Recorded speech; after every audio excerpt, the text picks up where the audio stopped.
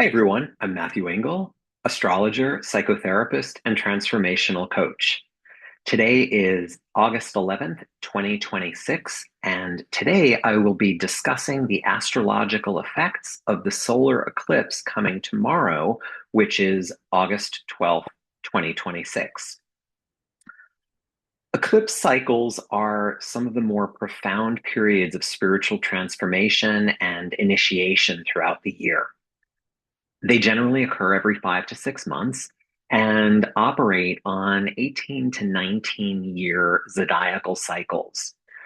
As I've often said, eclipses are like a moment in time that's magnified, exponentially. The astrological effects of that moment carries a ripple effect that can involve beginnings, endings, transitions, and new awareness. And eclipse cycles can be intense. Because a solar eclipse takes place at the time of a new moon, seeds are planted for new opportunity and growth. The astrological signs that the sun, moon, and lunar nodes, as well as the planets, are in at the peak time of that eclipse tells a story about what's being initiated or emphasized for the next 6 to 12 months, and sometimes much longer. Eclipses have both collective and individual influences. For a more personalized interpretation of the story, archetypally, that's unfolding in your life, we'd need to look at where the planets land in your unique astrological chart. There's a coupon in my monthly newsletter for $30 off your eclipse reading. Since we're all impacted by the collective energy, that's what I'll be discussing in this video. With this solar eclipse on August 12th, the sun, moon, and south node are in Leo. Because the solar eclipse is in the same sign as the south node, it's highlighting unresolved themes from our past that needs to be resolved in order to move forward. The south node always brings to light the more shadowy, the negative, or unexamined characteristics of the sign that it's in. For the next 18 months, the new nodal cycle, which involves the north node in Aquarius, forward movement, south node in Leo, coming from the past, that will prompt us to refine the more difficult characteristics of Leo. These can involve wounded pride, overinflated ego, unwavering loyalty, narcissistic tendencies, attention seeking, glorification of royalty as heads of state, celebrity status, commander in chief, CEO, etc. This solar eclipse is asking us, who are our people? What and whom do we love and why? What communities do we belong to? What are we creating? Is it coming from habit or love? Where are we stagnating? I want to be clear that I am not criticizing Leos. Every sign in the zodiac has its shadow and its light. Throughout the new nodal cycle, we'll be working to refine Leo energy as a launching pad for forward movement. Leo rules the heart chakra, themes of unconditional love, creative expression, play, the inner child, and authenticity will be paramount. As you transform and heal what's wounded or missing within, you can develop greater capacity to embody self-love and use that as a guidepost for whatever it is you do, express, or create next. And that energy is the evolutionary movement being activated through all of the eclipses involving the South Node in Leo, North Node in Aquarius nodal cycle, which will occur through March of 2028. At the time of this eclipse, Jupiter will be conjoining Mercury in Leo.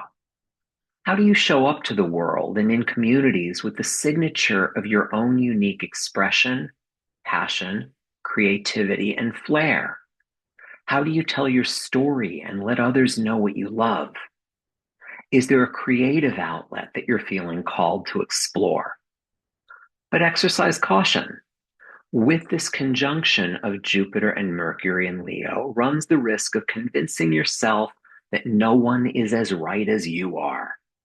A fixated and righteous attitude or expression has the potential to backfire, whereas honest communication of your viewpoints from a perspective of love, kindness, and humility, as well as accountability, even with self assertion or disagreement, that energy has the potential to raise the vibration of conversations and relationships throughout the next several weeks.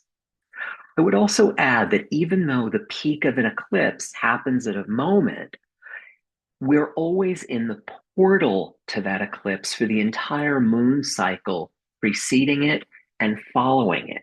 So we've already been in this energy. You may have already started to see some of these themes playing out in your life, in the news, or in the lives of others you know. With this solar eclipse, Saturn in Aries will be trining, which is a compatible relationship, the Sun, Moon, and soon Jupiter in Leo. When Saturn and Jupiter work together, there's potential to create something that's sustainable and truly magical.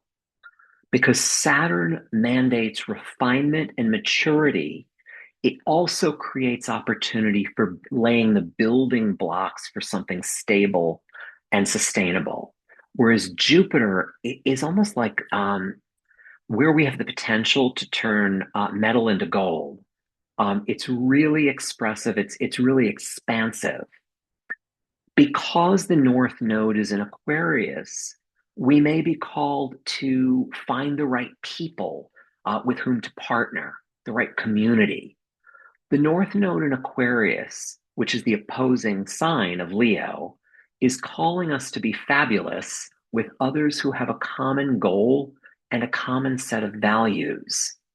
The use of creativity and the arts for altruistic purposes will also be likely to be taking off over the next 18 months or so throughout this Aquarius Leo nodal cycle and the eclipses that occur within it. With Neptune in Aries opposing Venus in Libra at this eclipse, we're being called into a greater level of accountability for expressing our needs and desires and to look beyond superficial charm in order to be effective in our relationships. Direct communication, expressed with kindness, may be more fruitful than taking the path of least resistance or excessive avoidance of conflict. If you're not being completely honest with yourself, Saturn in Aries squaring Mars in Cancer has the potential to lead to an outburst or a tantrum, a power struggle when the emotional content or the subconscious material bubbles over. I'll be talking more about some of the subconscious material in my next video about the lunar eclipse, which is coming on August 27th or 28th, depending on where you are on the planet. With this eclipse, Chiron is at the inception point, the critical degree point of 0 degrees. Taurus. Chiron is at the 0 degree point of Taurus. The wound of feeling unworthy, unfulfilled, or less than through materialistic criteria, obsolete measures of stability, a tendency to go to excess in order to compensate for something that's missing, as well as fear of scarcity, are pains being activated through the Chiron in Taurus years. Whenever a planet changes signs in its movement through the galaxy, that 0 degree point, even the first few degrees, they really tend to awaken a wound, both individually and collectively. So that inception point, again, at 0 degree Taurus is particularly significant because it lands right in the midst of this eclipse cycle. How might you treat these wounds, individually and collectively?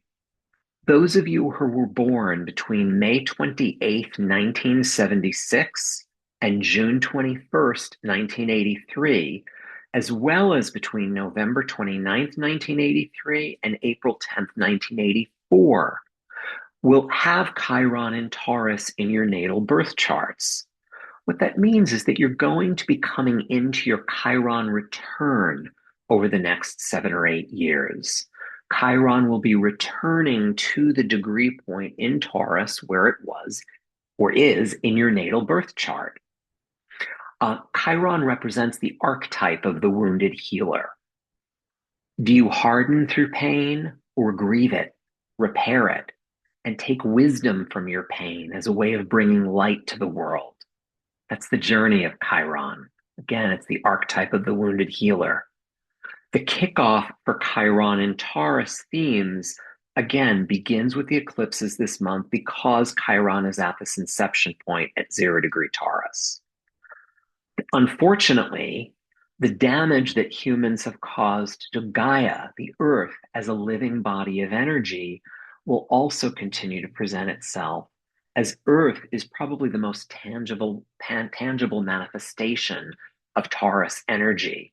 So we are going to see a lot more playing out with natural disasters, with human-induced climate change, as well as new technologies for combating and treating the destruction that we have caused throughout the course of the Industrial Revolution, or since the inception of the Industrial Revolution.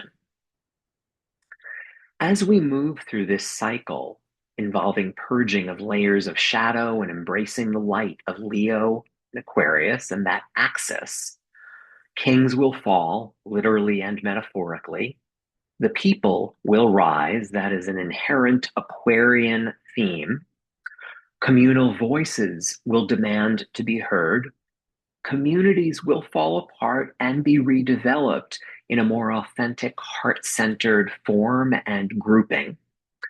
Technology will grow in leaps and bounds, and the darker side of it will become more pronounced. That's particularly relevant because Pluto is also transiting the sign of Aquarius and will be for quite a few years to come, actually. Growing numbers of people, I think, in this cycle will abandon their social media, cut back on their use of electronic devices, while others will continue to depend on it even more and identify with these outlets for dear life. Keep in mind that underneath every outburst, every pain, every addictive tendency, every seemingly dysfunctional experience or pattern is a wound that involves some facet of the inner child and some variation involving a lack of love. This Leo Sun, Moon, and South Node eclipse can be a phenomenal kickoff for developing the tools to love yourself with humility, honesty, and grace. It's a really wonderful time to do some deep psychological and spiritual growth and healing work to come into parenting, loving, and honoring all facets of your unique, authentic being, your expression of light. Leo, more than any other sign, casts and shines the light on whatever it touches. The good, the bad, the ugly, the indifferent, the pain, the brilliance, the creativity, and so forth. Astrology casts a blueprint of energy in the heavens. What you do with each new cycle, as the archetypes dance through the galaxy, is entirely up to you. Coming in my next video later this month, I'll talk about how all of this may pertain to the lunar eclipse coming on August 27th and 28th. Find out in the next article or video. As mentioned, there is also a coupon in my monthly newsletter for $30 off your astrological reading. That coupon needs to be purchased has a reading that needs to be purchased by September 1st and used by October 31st. I am based in the San Francisco Bay Area and I do work remotely on Zoom. If you're enjoying my articles and videos, please share and like and subscribe to my channel. You can also find out more about my work through psychotherapy, transformational coaching, astrology, intuitive work, and even spiritual regression on my websites, MatthewEngel.com and MatthewEngel-therapy.com. Until next time, I'm sending you a blast of love and light.